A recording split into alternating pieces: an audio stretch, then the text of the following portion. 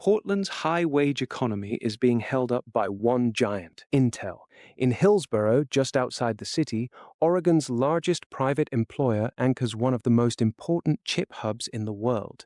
Now that foundation is cracking, with Intel announcing major Oregon layoffs across multiple waves, affecting thousands of local jobs. At the same time, downtown Portland is fighting a different collapse: homelessness, open-air drug use, empty storefronts, safety fears, and a reputation that has flipped from model city to warning sign. How did a wealthy, admired, progressive city become this fragile? To answer that, go back to when Portland looked like the future. In the 1990s and 2000s, Portland sold a very specific promise. A city could be human-scaled, creative, environmentally conscious, and economically serious at the same time. Its neighborhoods were the product. Places like the Pearl District, Alberta, Hawthorne, and Division became shorthand for walkable streets. Old buildings turned into apartments, independent shops, coffee roasters, food carts, bookstores, and bike lanes that made daily life feel designed instead of accidental. Portland did not try to outbuild Los Angeles or outfinance Seattle. It built a brand around livability. That image had real policy behind it. Oregon's land use rules limited sprawl. The region invested in light rail, streetcars, parks, and dense neighborhoods long before many American cities treated those as selling points. For urban planners, Portland became a case study. For young professionals, it became a destination. For the rest of the country, it looked like proof that a progressive city could actually work. And the economy was not just vibes. West of Portland, Hillsboro became the heart of the Silicon Forest, where Intel and other firms turned Oregon into a major center for advanced manufacturing. Nearby Beaverton had Nike, a global brand that tied the region to design, sports, marketing, and high-wage creative work. By the early 2010s, Portland was more than a quirky city with bikes and coffee. It was a model, a place where planning, culture, nature, and technology seemed to be building a better version of urban America. Portland's economy looked diverse from the sidewalk, but a huge share of its wealth was tied to a small number of corporate engines. Intel was the most important one. In Hillsboro, it was not just another large employer with a campus. It anchored a whole industrial ecosystem. Engineers, technicians, construction crews, equipment suppliers, chemical vendors, security contractors, cafeteria workers, and thousands of households whose spending flowed back into the region. Every expansion meant more jobs, more housing demand, more business for local firms, and more tax revenue for public services. That made Intel a civic pillar without being inside Portland's city limits. Its factories helped fund the metro economy that Portland depended on. When semiconductor money was flowing, the region could support high salaries, stable professional families, and a tax base strong enough to make the urban model feel sustainable. Nike played a different role, but it mattered just as much. From Beaverton, it turned Portland into a global design and marketing hub. It brought in high-paid workers in branding, technology, product development, logistics, and finance. It supported restaurants, real estate, schools, nonprofits, and the city's reputation as a place where culture and business could overlap. This is the dependency that rarely fits the Portland story. The city's image was independent coffee shops, bike lanes, artists, and localism. Its financial backbone leaned heavily on multinational corporations.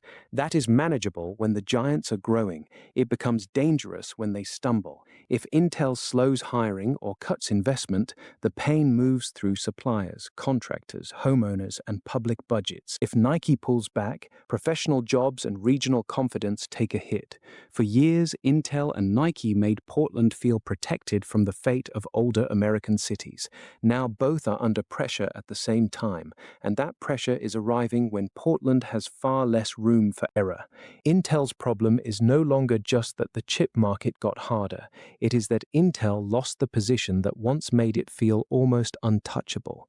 For years, the company dominated the most important processors in personal computers and servers. Then competitors moved faster. Advanced micro devices gained ground. Taiwan Semiconductor Manufacturing Company became the world's most important chip manufacturer. NVIDIA turned artificial intelligence chips into the hottest market in technology. technology, while Intel struggled to prove it could lead the next era.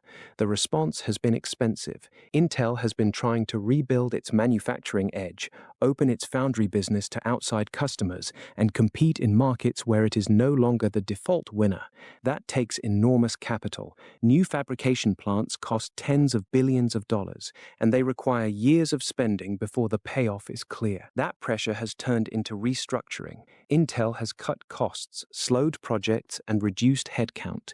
In Oregon, the impact has been direct. Layoff notices and reporting have shown waves of cuts hitting Hillsborough and Aloha, with thousands of Oregon jobs eliminated or scheduled across different rounds.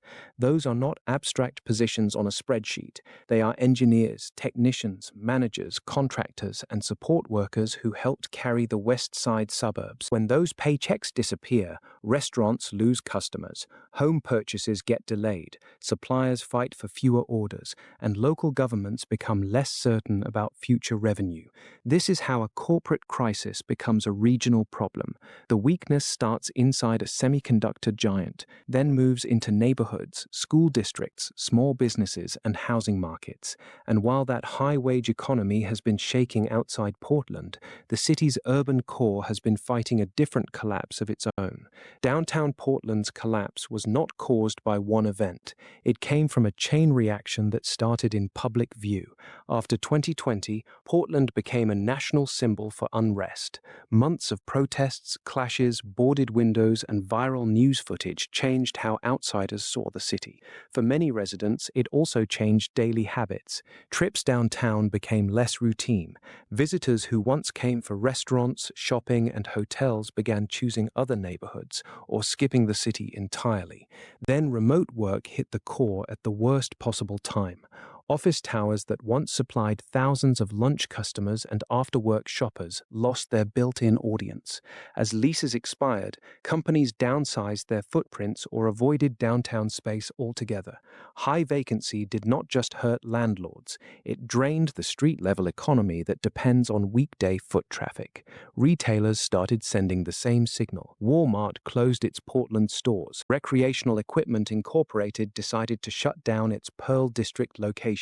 Companies pointed to theft, break-ins, and safety concerns, and those explanations mattered because they matched what smaller businesses were already saying. If large national chains could not make the math work, independent shops faced an even harder fight. That is the doom loop. Fewer workers mean fewer customers. Fewer customers mean more closures. More closures leave blocks darker, emptier, and easier to avoid. As the streets feel less active, people become less willing to return, which makes the next round of vacancies more likely. Portland's downtown problem is now both economic and psychological. The city needs people to believe the core is worth returning to, but every boarded storefront and empty office floor makes that argument harder to win. Then Oregon made a gamble that turned a public health idea into a public trust crisis. In 2020, voters approved Measure 110, making Oregon the first state in the country to decriminalize possession of small amounts of all drugs. Heroin, methamphetamine, cocaine, and later fentanyl possession no longer carried the same criminal penalty. Instead, people could receive a citation and a pathway toward treatment, with cannabis tax revenue meant to fund recovery services. The theory was simple. Addiction should be treated as a health problem, not just a police problem. The failure came in the gap between the ballot measure and the system needed to make it work. Oregon did not have enough detox beds, treatment slots, outreach capacity, or behavioral health infrastructure ready for the scale of what was happening on the streets. At the same time, fentanyl was spreading fast. Its low cost and high overdose risk changed the visible drug crisis in Portland. Sidewalk use, emergency calls, and public overdoses became harder to ignore. Measure 110 did not create every addiction, housing, or mental health problem in the city, but it became the policy people could point to when they felt disorder was no longer being contained. That perception became politically impossible to escape. Businesses blamed it, residents blamed it, police said their tools were limited. Even some supporters admitted the treatment system had not arrived fast enough. In 2024, Oregon reversed course. Lawmakers recriminalized minor drug possession as a misdemeanor starting September 1st, while still encouraging police and counties to divert people into treatment when possible.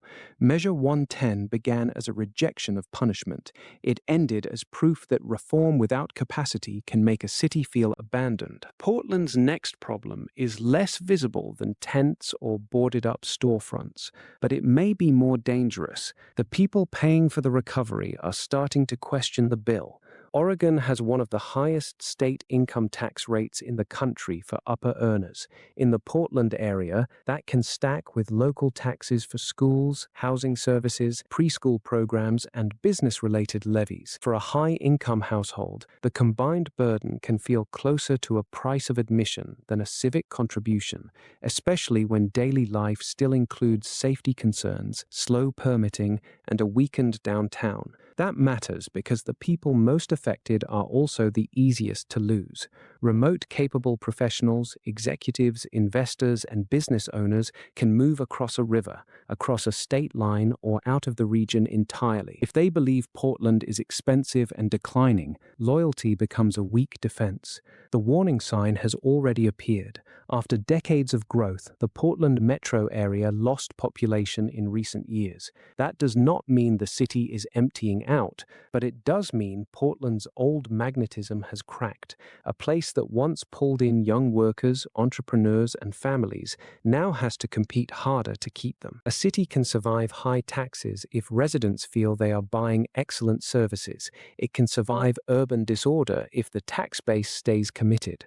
Portland is facing the dangerous combination: rising public needs, strained public trust, and a mobile class of earners with options. This is where Portland's two crises become one story. Intel is not just another employer near the city. It is the region's high-wage engine, supporting engineers, contractors, suppliers, and thousands of households that help fund Oregon's public services.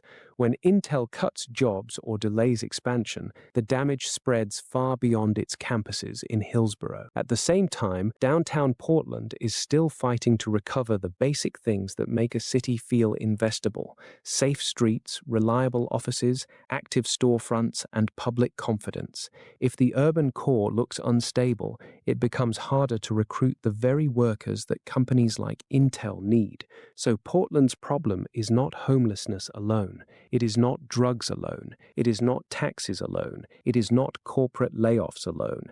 It is what happens when all of those pressures collide and each one makes the others harder to solve. The broader lesson is uncomfortable. Wealthy cities can look secure for years because their tax base, major employers, and civic identity hide the cracks. Then the companies slow down, workers lose faith, public costs rise, and the old formula stops working on autopilot. Portland is not doomed, but it can no longer assume that talent, capital, and patience will keep arriving just because they always did before. Portland became a model by selling livability, progressive confidence, and access to world-class employers. Now each part of that formula needs repair: safety, competence, affordability, and trust from businesses and residents. The city has reinvented itself before, but this time reputation will not be enough. Thanks for watching. Write a comment. Is Portland a temporary cautionary tale or a preview of what happens when wealthy cities let their foundations crack?